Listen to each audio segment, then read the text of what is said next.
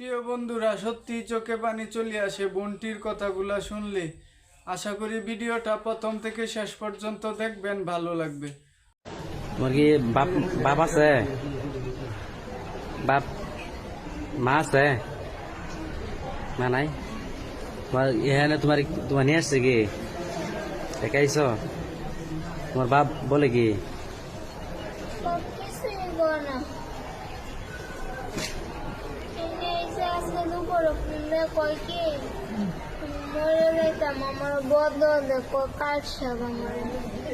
কালসা মরে দিতেন। তুই আর আইবি না আমার বাড়িতে, আর ফোনও দিবি না আমার।